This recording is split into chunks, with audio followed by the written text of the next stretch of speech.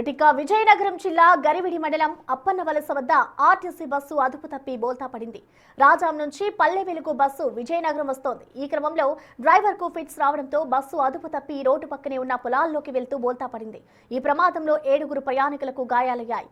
ప్రమాద సమయంలో బస్సులో మొత్తం 85 మంది ప్రయాణికులు ఉన్నారు. క్షతగాత్రులను అంబులెన్స్ లో చీపురుపల్లి ప్రభుత్వ ఆసుపత్రికి తరలించారు.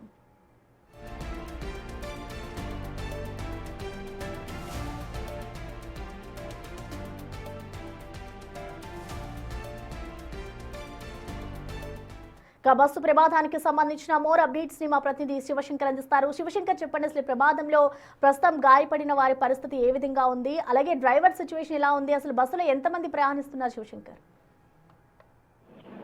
ప్రసన్న, మనం చూసుకుంటే డ్రైవర్ కి ఫిక్స్ రావడం వల్ల అయితే ఈ బస్సుని అంటే అదుపు తప్పినట్లు మనకు తెలుస్తా ఉంది. సుమారు 7 తీవ్ర గాయాలయ్యాయి. వాళ్ళందరినీ కూడా చీపురుపల్లి ఏరియా ఆసుపత్రికి తరలించారు. ప్రస్తుతం వాళ్ళందరికీ చికిత్స అందిస్తున్నారు.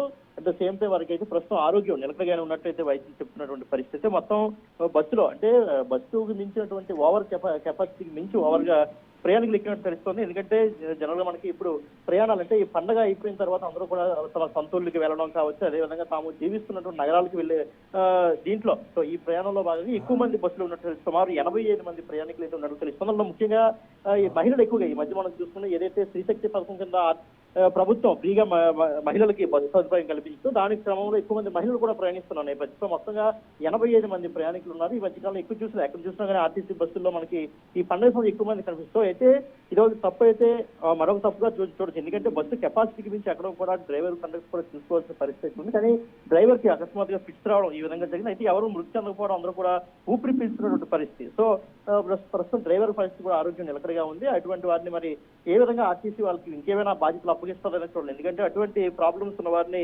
ఇంతమంది ప్రాణాలతో ఇంతమంది ప్రయాణికులు తీసుకెళ్ళడం అయితే సేఫ్ కాదని మనం చెప్పుకోవచ్చు. ప్రభుత్వం ఒకసారి అంటే ఏదైతే ఆర్టీసీ యాజమాన్యం ఉందో అటువంటి వారికి వేరే ఉద్యోగం డిపార్ట్మెంట్ తరలించడం కానీ చేయాలి. అదేవిధంగా ప్రస్తుతానికి మనకి ఓవరాల్ గా చూసుకుంటే అటు గరివిడి సమీపంలో జరిగినటువంటి ఈ ప్రమాదం గతంలో కూడా ఇలాంటి ప్రమాదం జరిగింది.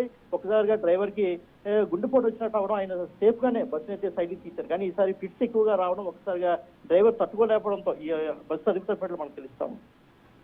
Right, thank you Shivshankar.